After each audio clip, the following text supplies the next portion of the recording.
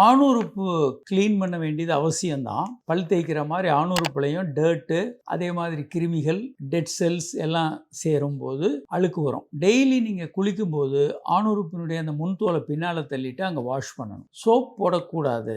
Soap எப்போ போடலாம் அப்படின்னா, வாய்வழி உறவு ஏதாவது வைக்க போகிறீங்க அப்படின்னா மைல்டு ஸ்மெல் வராமல் இருக்கிறதுக்கு ஒரு பேபி சோப் போட்டு வாஷ் பண்ணலாம். அல்லது எதிர்பாராத விதமாக அன்னோன் பர்சனோட செக்ஸ் வச்சுக்கிட்டீங்கன்னா கண்டிப்பாக சோப் போட்டு பலமுறை வாஷ் பண்ணலாம். ஏன்னா HIV தொற்று பல்வேறு நோய்கள் வராமல் இருக்க. சாதாரணமாக சோப் போடக்கூடாது. நிறைய பேர் சோப் போட்டாங்கன்னா அது கிளீன் ஆகிடும் நம்புகிறாங்க. அப்படி போட போட அது ரஃப் ஆகும், அந்த ஏரியா இரிட்டேட் ஆகும். சில நேரங்களில் அது ஏதாவது டேமேஜஸ் ஆச்சுன்னா நீங்கள் டீ பேக்டுன்னு இருக்குது, டீ பேக் அப்படின்னு ஆயின்மெண்ட் கடைகளில் மெடிக்கல் ஷாப்பில் கிடைக்கும். அதை வேணால் வாங்கி அப்ளை பண்ணுங்கள். பொதுவாக நீங்கள் சும்மா விட்டாலே அது கிளியர் ஆகிடும். பெரிய அளவுக்கு கிழிசல்கள் பிரச்சனைகள் இல்லைன்னா சாதாரணமாக சரியாயிடும். நீங்கள் க்ளீன் பண்ணும்போது பொதுவாக அதில் டேமேஜ் வருதுன்னா, உங்களுக்கு 40 வயசுக்கு கிட்ட இருந்ததுன்னா சர்க்கரை இருக்கான்னு பாருங்க. சர்க்கரை வியாதி இருக்கிறவங்களுக்கு அந்த தோல் சர்க்கரை 220க்கு மேலே போகும்போது அந்த மேல் தோல் திக்காகி அதில் நீங்கள் பின்னால் தள்ளினீங்கன்னா கீறல்கள் வரும். சாதாரணமான ஒரு மனிதனுக்கு பொதுவாக அங்கே எதுவும் வராது. மனைவிக்கு பூஞ்சை காளான் இருந்தால் அந்த பூஞ்சை காளான் தொற்று உங்களுக்கு வரலாம். சர்க்கரை வியாதி, பூஞ்சை காளான் தொற்று ரெண்டும் சேர்ந்து வரலாம்.